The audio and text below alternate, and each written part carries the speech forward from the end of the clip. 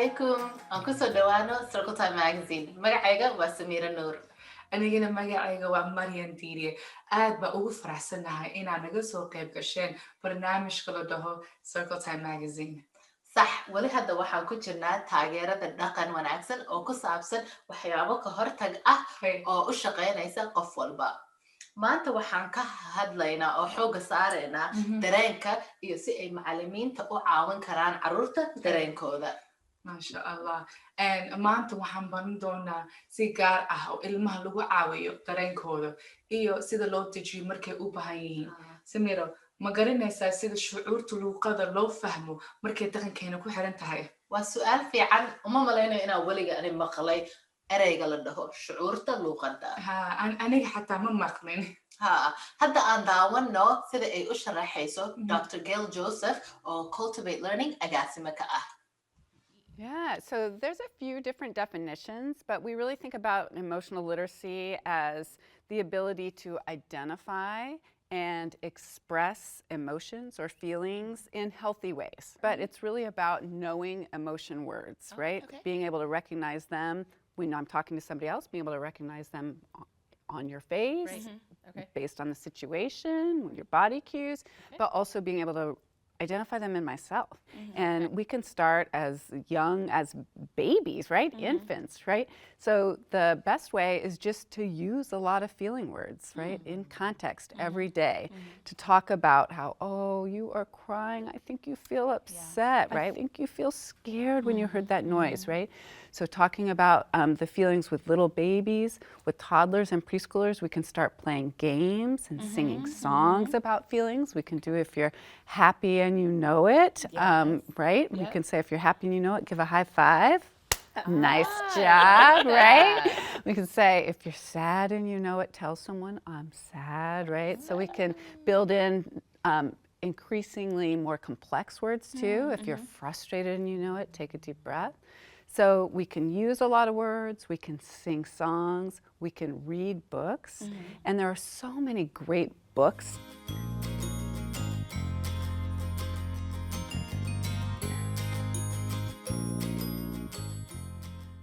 maadaama aan hadda daawanay sida af ingiriisi loogu macneeyo shucuurta luuqada dhaqankeena haddii laga eego sidee baa u fahanaa ereygaas?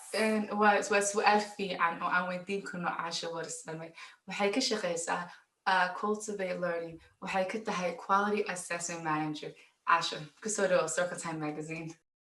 waa ku mahadsantihiin Maryan Samira. aad baa ugu faraxsanahay inaan kala soo qayb galo. Dr. Gail Joseph si fiican bay u macnaysay. Caasha, runtii marka laga hadlo uma malaynayo inaa ani weligay bartay shucuurta luuqada oo ku xiran dhaqankeena. hadallo yaryar oo lagu macneeyo dareenka cashar ahaan ani ma la ibareen. haddana markaan ka fakaro xitaa hadal waaweyn oo lagu macneeyo dareenka weliga ma maqlin. Caasha, sidee baa adiga lagu soo koriyey? waa runta sidaas baa aniga la ii soo koriyey.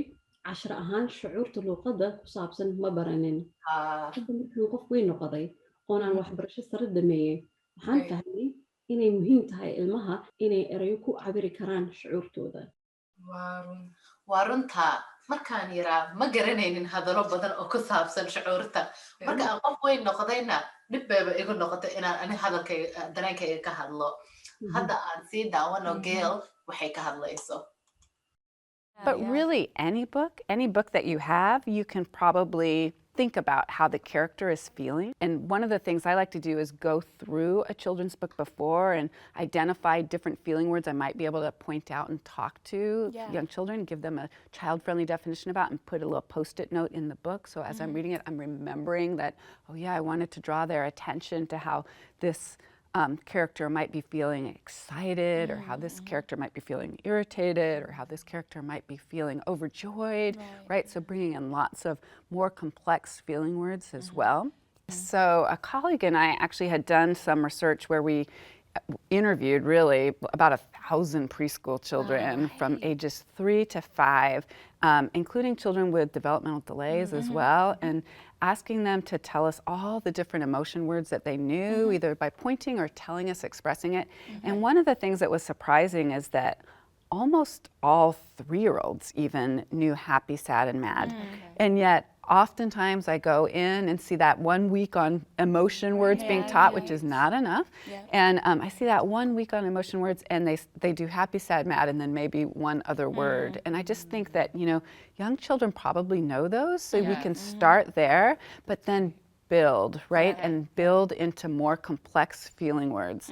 Because overjoyed, excited, yes, excited, frustrated, right? Annoyed, but also feeling ecstatic, feeling included, feeling content, feeling calm, right? So just really building that emotional vocabulary, the breadth of those words. Because one of the things we know is that in order to regulate an emotion, we need to be able to name it, right? So we need to actually be able to say the name of the feeling that we're experiencing in order to start regulating that emotion. waxay geel dhahdo waa run ma xasuusto in la igu soo kariyo dareenkayga inaan ka hadlo wiligaygana ma maqlin waalidiinteena oo ka hadlayo eryada waaweyn si ay noo fahamsiiyaan shucuurteena haa waa muhiim in carruurta Soomaaliyeed la baro ereyada fudeed iyo ereyo waaweyn oo shucuurta iyo dareenka lagu macneeyo tusaale ahaan farxad iyo xanaaq waa ereyo fudeed laakiin reereen iyo walwal waa ereyo waaweyn oo isku macno ah waa muhiim sababtoo ilmaha waxay baranayaan sida loo garto dareenkooda iyo ereyo waaweyn shucuurtooda lagu macneeyo iyo inay bartaan si wanaagsan oo dareenkooda lagu dejiyo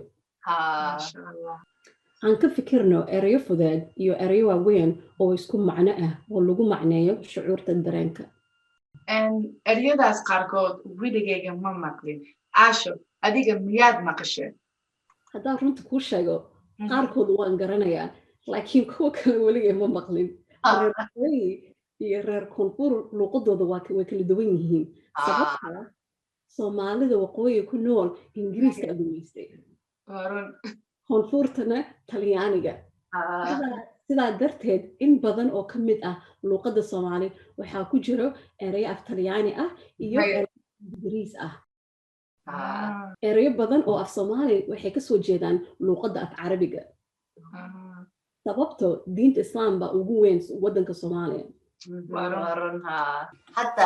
haddaan fiirino dhaqankeena kama hadalno shucuurta ku saabsan dareenkeena carruurta xitaa ma la baro ereyo fudud ama ereyo waaweyn waa run hadda waa waqti wanaagsan oo aan daawan karno video ku saabsan carruurta ka hadlayo shucuurtooda iyo waxay isku dejin karaan Hi, I'm Sadalise, your kid correspondent for Circle Time magazine. Today, I will be talking to kids about emotions. Do you guys know what an emotion is? No. Yes. Can you tell me what an emotion is? An emotion is how you feel. When you're happy or sad, that's an emotion. Show me a happy face. Give me shy. Show me a sad face. So what makes you guys happy? Funny. Ice cream. Ice cream makes you happy. What makes you happy? And my grandma makes me happy. Smiles. Smiles make you happy. What makes you happy? When I cuddle with my mom and dad. Laughing. Laughing makes you happy. When somebody gives me flowers, or gives me a hug or tells me I care about you. What makes you feel scared? Like when a cat is about to fall in a tree. What makes you angry? When someone took my favorite toy. When he takes the toy. What about you? When someone takes the toy, when I'm angry, someone takes the toy, that's when I'm angry. How would you calm down in a situation like that?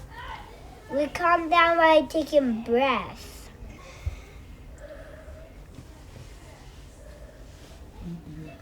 Just like you're sad. Cuddle with my Chasey, my Blinky. They help me feel better. How do you calm down? Tell myself a joke. Knock, knock. Who's there? Lemonhead. Lemonhead who? Lemonhead, Mr. Banana.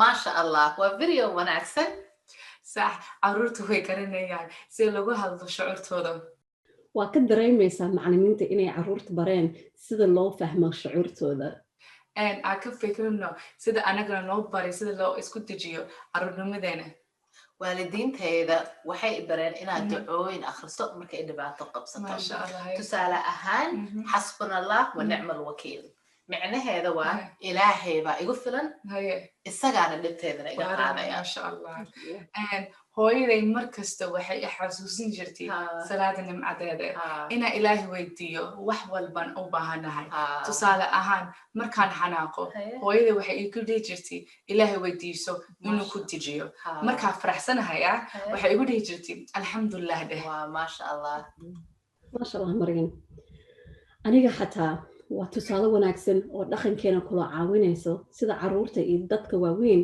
ay isku dejin karaan haye caasha waa maxay siyaabaha aan hadda bari karno providerska inay carruurta baraan sida la isdejiyo waxaa jira dhowr siyaabo oo kala duwan oo aan ku caawin karno carruurta inay shucuurtooda xukumaan marka hore waxaan baraynaa erayo badan oo lagu daro carruurta hadalkooda kadibna waxaan baraynaa si loo garto shucuurta ay dareemayaan ugu dambeyn waxaa baraynaa sida loo isdejiyo waxaa samayn kartiin farsamooyinka neefshadaha yoga nashiido in la dhegeysto iyo buugaag in la akhristo waxaana waa muhiim ah in la xasuusto carruurta in la baro erayo badan oo ku saabsan shucuurta aan ku noqono waxyaalahan soo baranay runtii waa muhiim in carruurta la baro shucuurta dareenka gaar ahaan eryada ka baxsan farxad xanaaq iyo murugo carruurta la samee ciyaar ku caawinaysa sida loo garto dareenkooda iyo si ay u gartaan carruurta kale dareenkooda maasha allah ugu dambeyntii waa muhiim ku celinta iyo farsamooyinka in la siiyo waqti ay ku fikiraan hadallo cusub caasha aad ba ugu mahadsantahay inaa maanta nooga soo qayb gashay adaa mudan mac salaama walaalay mac salaama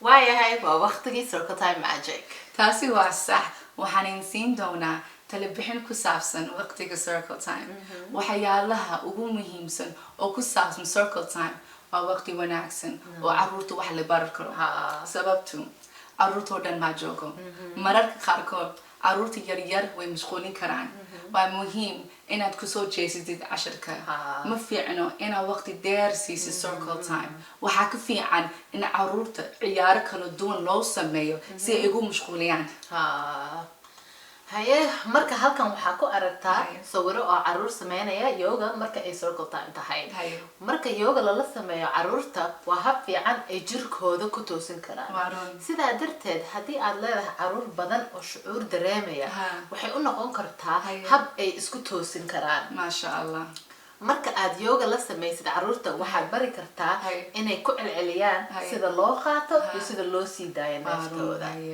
sidoo kale jirkoodana way dhaqdhaqaajinayaan wayna iskala bixinayaan intaasna waa hab kale oo u fiican isdejinta marka isku day inaad yoga la samaysid carruurta marka ay Circle Time tahay sidoo kale dhaqankeena carruurtu waxay bartaan ducooyin oo isku dejin karaan ducooyinka gaaban baa jiro oo lagu talagalay carruurta muslimiinta si ay isku dejiyaan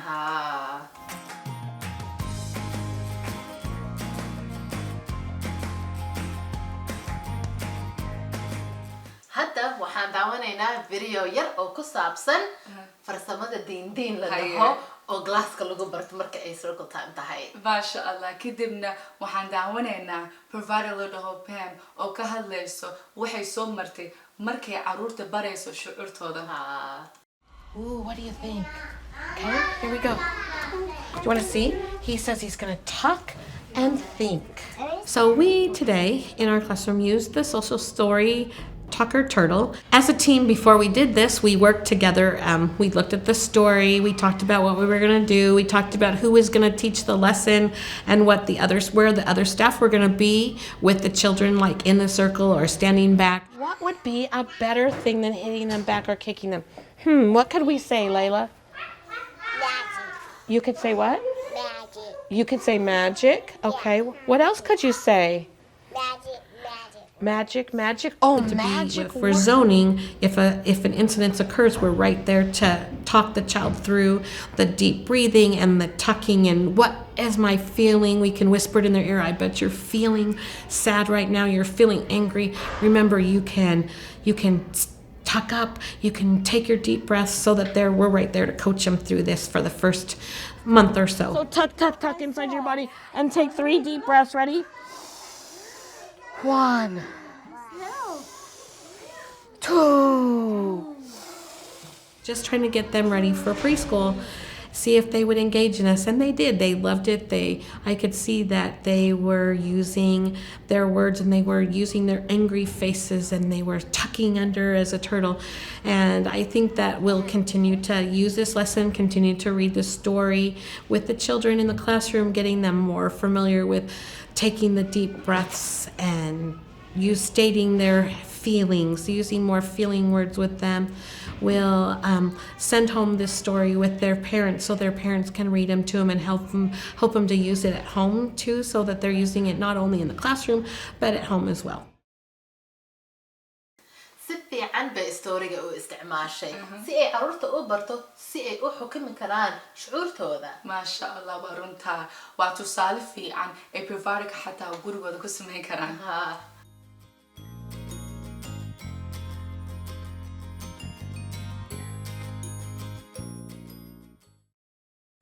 السلام عليكم أسماء.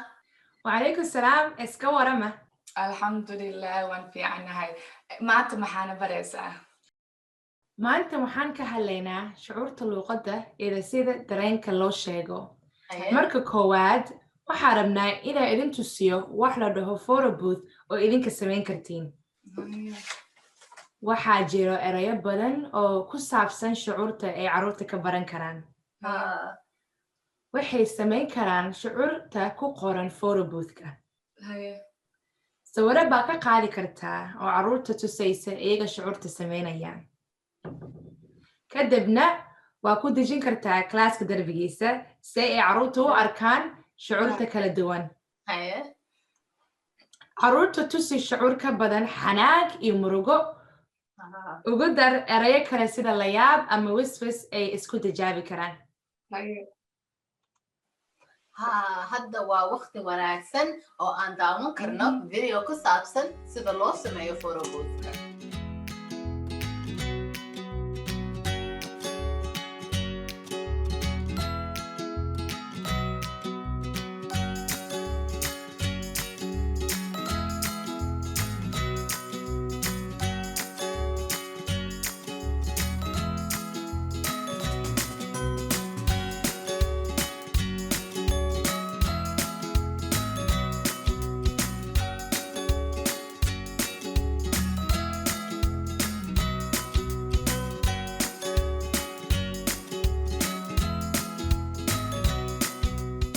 marka labaad waxaan haysanaa kaarar tusaysa dadka shucuurtooda. kuwan waxay ku fiican yihiin waa dad run ah. waxay tusaysaa dad badan oo kala duwan shucuurtooda. halkan waxaan hayaa wiil ama gabar yar iyo gabar weyn. waa muhiim in la arko dadka kala duwan wejigooda si ay u eg tahday marka shucuurtooda ka arkaysid. taas waa wax la fahmayo. carruurtu waxay ka arki karaan dadka kala duwan si ay shucuurtooda u ekaan lahayd. maryan, carruurta in la tusiyo ka mid noqoshada way fiican tahay. kaararkan waxay ka imaadeen the Head Start Center for Inclusion. waxaa lagu isticmaali karaa in shucuurta wejiyada kala duwan laga arko. sida kale waa samayn kartaa koobi iyaga ka mid ah. waxaa samayn kartaa ciyaar xasuus ah ama ciyaar isku deg ah maasha allah halkan waxaan ka arkaa in laga dhigi karo ciyaar kale oo isla sawiradii lagu isticmaalay oo laga sameeyay haye haa haddaa rabtid isku sawir baa isticmaali kartaa inaa ciyaarta ka samaysid u soo bixi markay tahay circle time dulka ku tuur oo shucuurta ay ku dhacdo marka dambe ilmaha weydii hadday samayn karaan shucuurtaas hadda waxaan haysanaa ciyaar khatar ah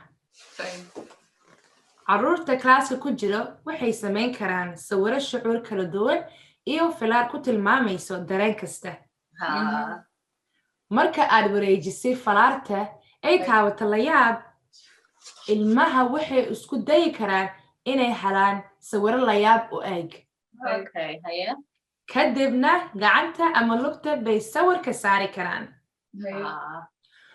waxay ka caawinaysaa inay aqoonsadaan shucuur kasto iyo inay jirkoodna isticmaalaan aad baan u jecelahay waa wax fiican oo lala samayn karo carruurta xataa haa midka ugu dambeeyo waa muraayad oo caawinayso si ay carruurta yaryar loo baro aqoonsiga shucuurta muraayadahan waa khafiif mama jabi karaan wayna u fiican yihiin carruurta yaryar oo aqoonin erayada ku saabsan shucuurta ay dareemayaan ilmaha ka fiiri muraayadda oo u micnay shucuurtay samaynayaan waxaad dhihi kartaa muraayadahan waxaan ka arkaa inaa ilkaha caddaynaysid taasna micnaheeda waa inaad faraxsan tahay ama waa u jeedaa oohin taasna micnaheeda waxay tahay inaad murugaysan tahay marka waa muhiim in shucuur kala duwan oo carruurta loo sheego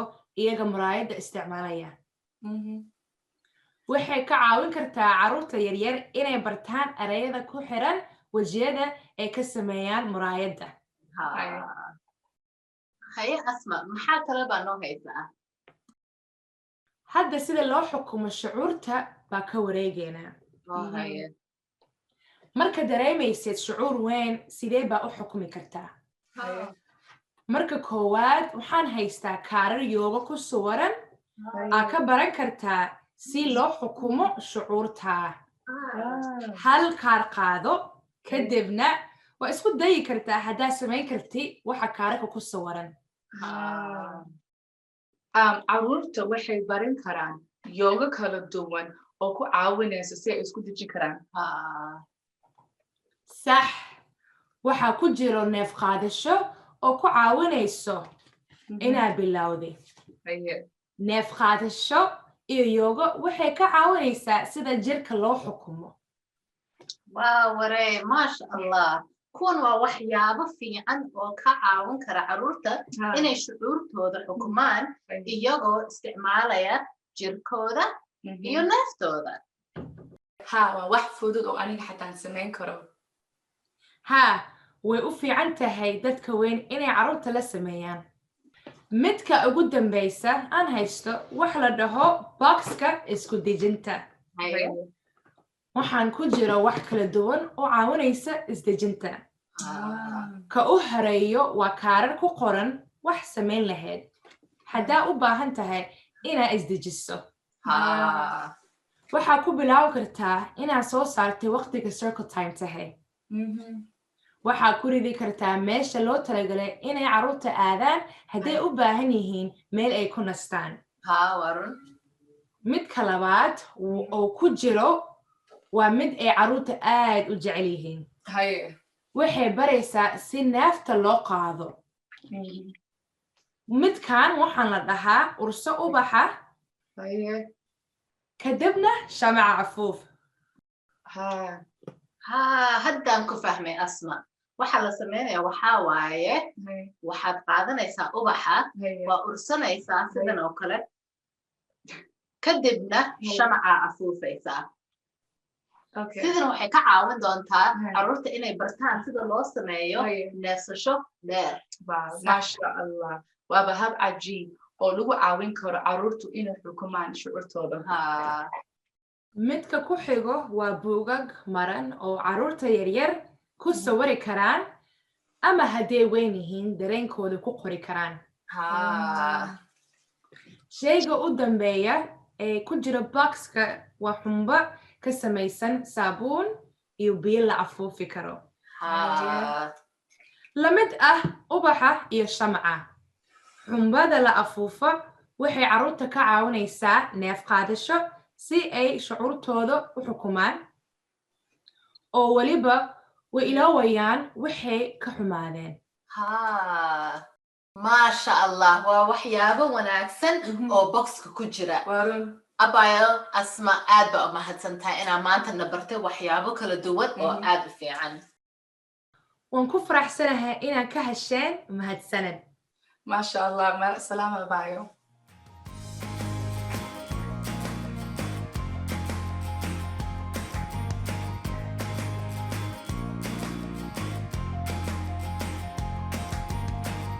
hadda waxaan rabnaa inaan idinku soo dhaweyno mardiya oo ka shaqaysa child care aware oo coachka ah mahadsanid waan ku faraxsanaa inaan idinka soo qayb galo mardiya maanta maxaana baraysaa maanta maxaan ka hadli doonaa inay muhiimad tahay in carruurta lala isticmaalo buugaag si ay u bartaan shucuurtooda micnahooda iyo sida la isku dejiyo dareenkooda maadaama aan coach ahay badanaa waxaa la i weydiiyaa sideebaa u tusin kartaa carruurta inay buugaag lala isticmaali karo markay dhib dareemayaan oo ay rabaan inay isdejiyaan badan baa su-aasha la i weydiiyaa sababta carruurta ma jeclaan inay buug akhristaan markay dhib dareemayaan waa runta sidee baa u barnaa providerska sida carruurta loogu waaniyo inay buugaag akhristaan oo isku dejiyaan waa muhiim inay providerska buugaag u akhriyaan ilmaha iyo su'aalo inay weydiiyaan si ay la socdaan sheekada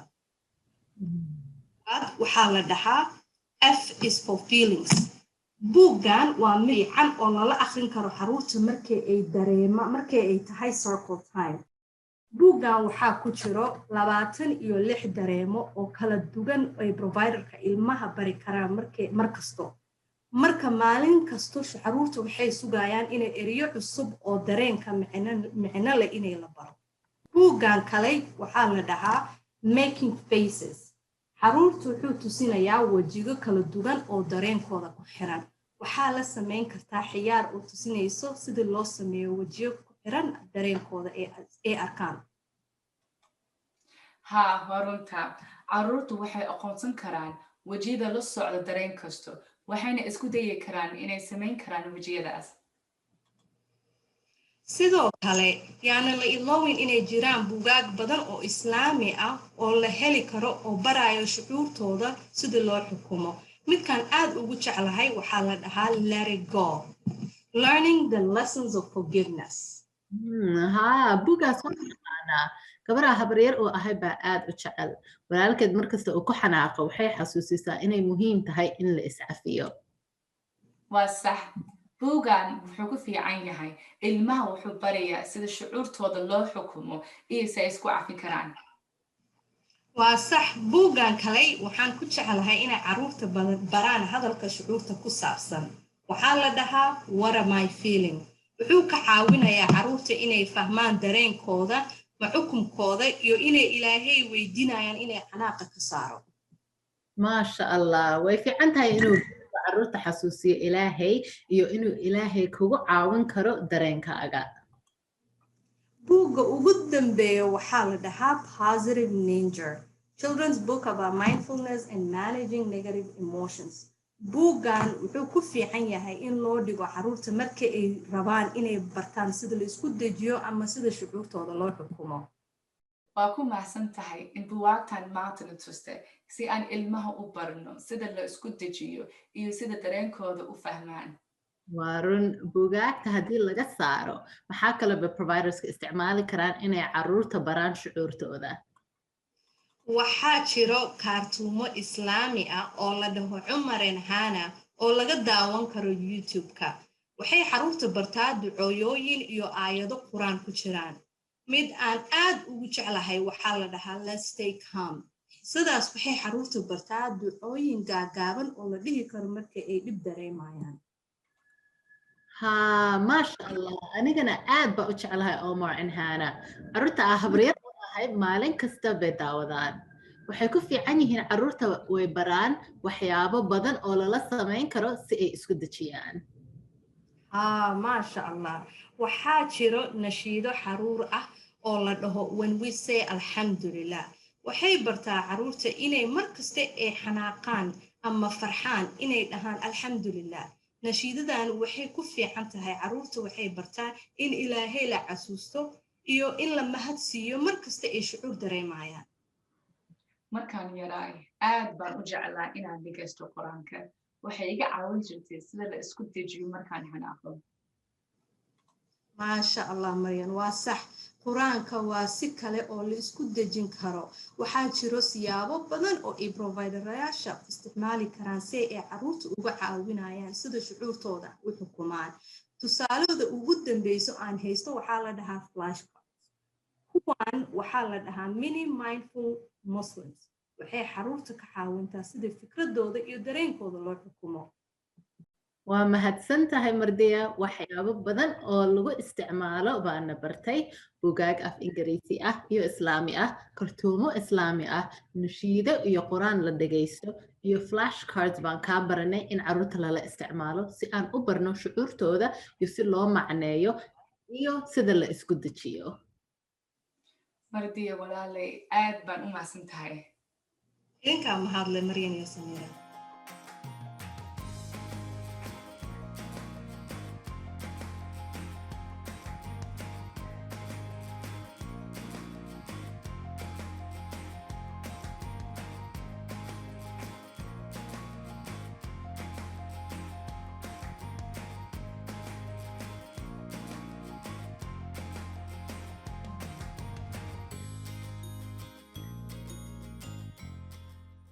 hadda ku soo dhawaada video la dhaho all about you waxaan daawanaynaa Dr. Gail Joseph oo ka hadlaysa sida loo dhiso adkaysigeena iyo caafimaadkeena aan bilaawno videoga Hello everyone, it's time for our All About You segment and we are here with Gail Joseph. Gail, hi. Hi. What do you have for us today? Okay, well, I like to always bring a little something that can help us all feel a little bit more centered, really to build our own resiliency and wellness. It's really, really, really hard to teach young children if we're not feeling well ourselves, if we're feeling a little stressed, if we're feeling a little down. So this is the part where we just talk about some little tips that we can use, things to think about to help us feel a little bit better each day. Love that. So today I brought you telescopes. Ooh. So I know that in our segment we were talking about emotions, right? And so one of the things that can happen to us is sometimes we can get our telescope kind of stuck. Okay. And we can start just focusing on the negative of a situation, the negative feelings that we're having about a situation. We can just get stuck and all we can think about is how terrible it's going to be, how awful it's going to be, about this one bad thing, even though there might be many other things happening that are more positive. So this tip is to always make sure to move your telescope, right? To move it around and think, what is maybe possibly positive about the situation, right? So maybe you had planned this really amazing field trip, but it gets rained out and you're not gonna go. And all you can think about is, oh, I spent all that time planning and we're not gonna be able to go and I don't have anything planned for the kids. And right? And you can get just stuck and perseverate on that negative piece. So you need to think to yourself, I gotta move my telescope, right? I gotta see what else is around here. Wow, I have this great opportunity with all these parent volunteers to get them in my classroom and we're gonna do extra long free choice. And now that we have extra long, I can do that extra long art activity I was thinking about doing that I never seem to have time for. So really being able to just move your telescope and think, yeah, there's still something negative, but there's some other things that are positive that I can see. Right. So it's just something to always remember, hey, am I stuck? Do I need to move my telescope? Move my telescope. Move my I telescope. love that. I love that. Yeah. Thank you, Gail. You're welcome. walaalayaal barnaamijka halkan bay ku dhamaatay runtaa marka maanta waxaan baranay habab wanaagsan oo ka hortag ah oo lagu taageero carruurta shucuurtooda waxaa kaloo baranay waxyaalo badan oo ku caawinayso carruurtu inay aqoonsadaan shucuurtooda iyo waxyaabo caawiya carruurta siday isku dejin karaan waa mahadsantihiin waxaan rajaynayaa inaad nagala soo qayb gashaan circle time kale maca salaama